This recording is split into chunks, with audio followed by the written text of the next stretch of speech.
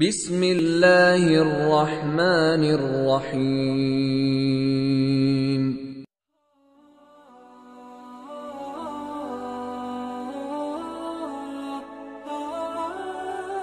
حذیفہ ابن یمان نقل کرتے ہیں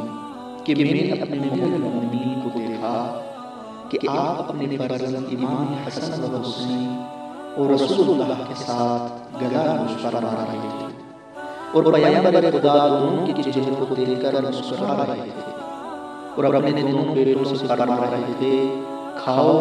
تم دونوں کو آج کا دن مبارک ہو، کیونکہ آج کا دن وہ دن ہے کہ خداوند عالم اس دن تمہارے اور تمہارے جد کے دشمن کو ہلاک کرے گا اور تمہاری ماں کی دعا کو قبول فرمائے گا۔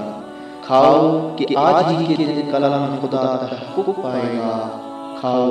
یہی وہ دن ہے کہ مغضوب ترین شخص کی شان و شوکت خاک میں مل جائے۔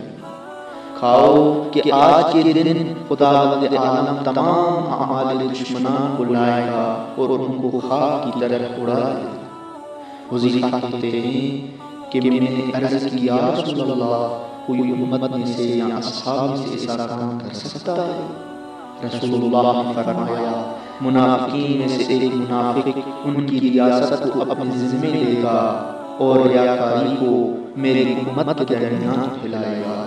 امت کو اپنی طرف بلائے گا اور ظلم کو اپنے کاندھے پر رکھے گا اور لوگوں کو خدا کی راہ سے روکے گا اور کتاب کو تحریف کرے گا اور ہماری سنت کو بدل دے گا، ہمارے بیٹوں کی میراث کو حب لے گا اور اموال خدا کو ناحق خرچ کرے گا اور اطاعت الہی میں منافقت کرے گا، ہمیں جھٹلائے گا، میرے بھائی و وزیر اور میری بیٹی کو حق سے محروم رکھے گا، فاطمہ اس کے لیے بددعا کرے گی اور خدا آج ہی کے دن دعا کو قبول کرے گا۔ حذیفہ کہتے ہیں، یا رسول اللہ، خدا آپ کیوں نہیں دعا کرتے کہ خدا اس کو غارت کرے؟ رسول اللہ نے فرمایا، اے حذیفہ،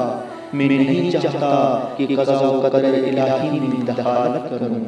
وہ چیزیں جو اس کے علم میں ہیں وہ یقینی و حتمی ہیں، لیکن میں خدا سے چاہوں گا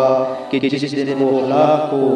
اس دن کو تمام ایام پر فضیلت دے، تاکہ ہمارے محب و شیعوں اور چاہنے والوں کے لیے سنت ہو جائے۔ اس کے بعد حذیفہ نقل کرتے ہیں کہ بعد از رسول اللہ ویسا ہی ہوا جو رسول اللہ نے فرمایا۔